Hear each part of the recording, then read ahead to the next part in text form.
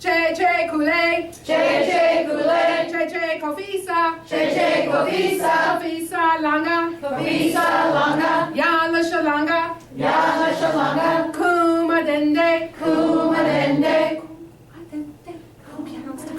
JJ Kool-Aid, JJ Kool-Aid, JJ Kofisa, JJ Kofisa, Kofisa Langa, Kofisa Langa, Yala Shalanga, Yala Shalanga, Kuma Dende, Kuma Dende, Kuma Dende, Kuma Dende, JJ Kool-Aid, JJ Kool-Aid, JJ Kofisa, JJ Kofisa, Kofisa Langa, Kofisa Langa, Yala Shalanga, Yala Shalanga, Kuma Dende, Kuma Dende, Kuma Dende, Kuma Dende. Hey! Hey! Oh, I want to scare me with that hey! Hey! That was pretty good. Have a seat. You guys sound actually quite fabulous. Really good. So, we are actually today, I really want you to come away with something that you can use in your classroom. I worked really hard to try to make that happen. I'm going to give you some materials to hopefully make that easier. But before I kind of start with the musical terms and then applying it to reading and speaking with expression, using musical terms, I just have to point this out, and that is what we just did this last time as we were singing JJ Kool-Aid and clapping were two different things. We were singing the rhythm, but clapping the beat. And a lot of people think rhythm and beat are the same, but they're not.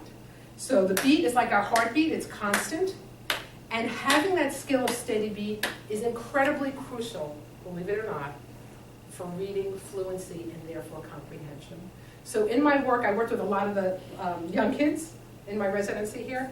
I did a lot of work with steady beat because the scary thing is that back in the dark ages when I went to kindergarten, 80 to 90% of kids, when I went to school, came into school with that skill, a steady beat, being able to have that inner sense of timing, which is so critical for reading.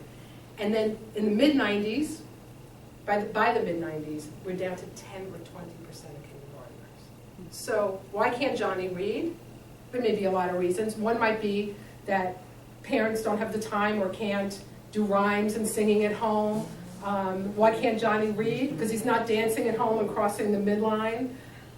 Why can't Johnny read? Because the kids haven't learned what a symbol is, and we need to know what a symbol is to decode. And that's going to be a little bit of our focus today, is a little bit about musical symbols too.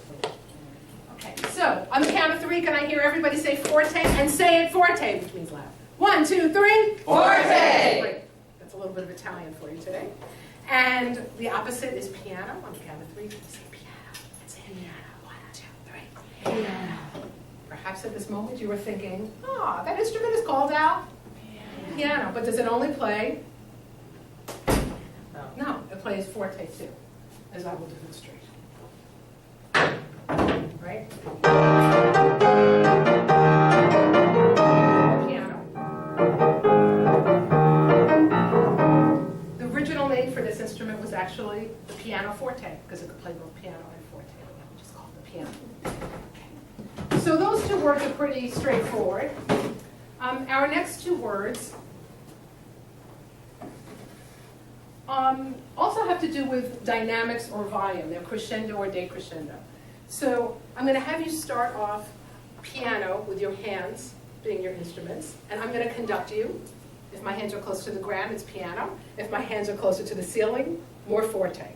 Please don't stop clapping until I cut you off, okay? Don't worry about what rhythm or tempo, how fast or slow you clap. We'll start piano. Ready? Go. Thank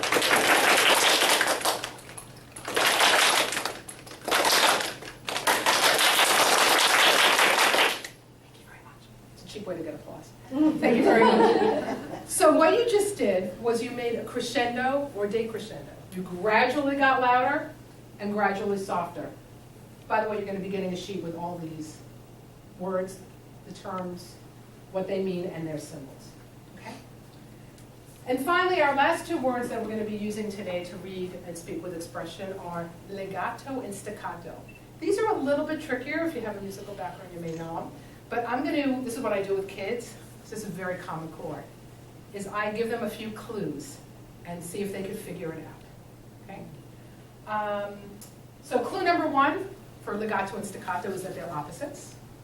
Clue number 2 is that they have nothing to do with any of the other words we've already mentioned.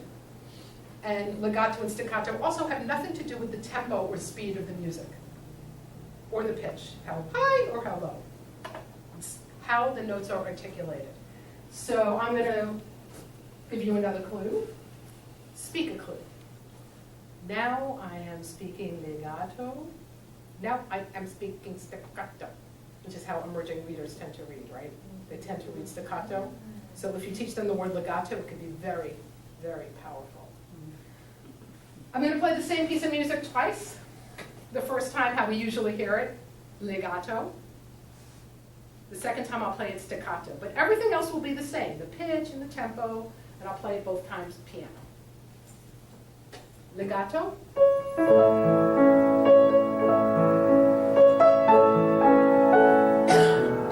staccato. That's a little weird. So those of you who have not worked with me before and who do not already know these words, is anybody able to figure it out? It's a little tricky. Anybody have a word for legato or staccato?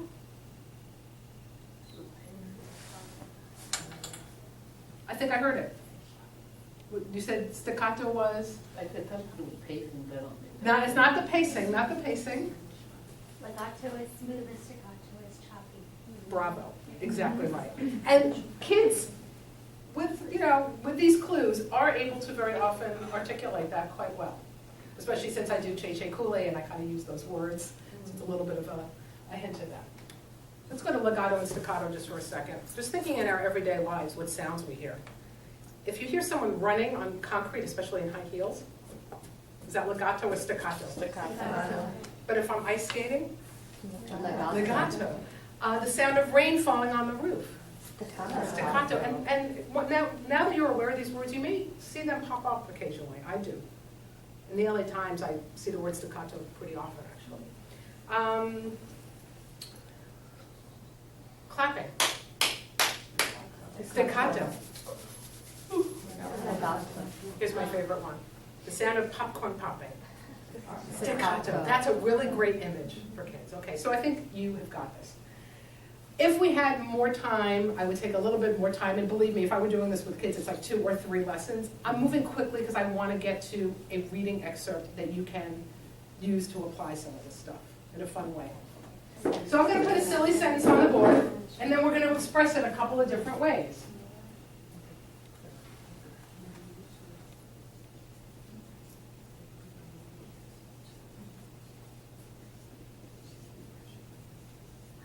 And of course, the symbol of a period tells us when the sentence is almost.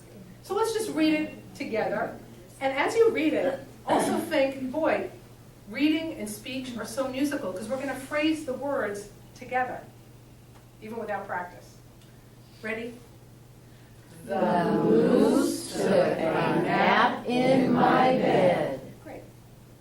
What symbol to represent which musical word might I use if I were expressing that I was very angry about that moose taking a nap in my bed? Staccato. Staccato. Because when we're angry, we tend to sound more clipped, right? Or staccato. There's a good little anger management lesson in there also, yes, for all of us, me especially. And dynamics, forte, piano, would you maybe? Forte. Let's try it. Show me your best angry face, and I'll show you mine. Ready? Oh, come on, teachers, I have seen your angry faces. You can do this after a long day. Think of the kid that's giving you trouble. They have to be inspired. Okay, think of that one kid. Okay, ready? And the mouse took a nap in my bed. Great. Now, what if we were very zen about that moose taking a nap in our bed? What musical symbols might we piano and legato. Okay, ready? The moose took a nap in my bed. Sounds so different, just like music can sound different when it's expressed differently. I'm going to put one last symbol that's not musical, just for our fun. What happens to the pitch of our voice at the end of this if I do that? It goes up, the pitch, which is a musical term.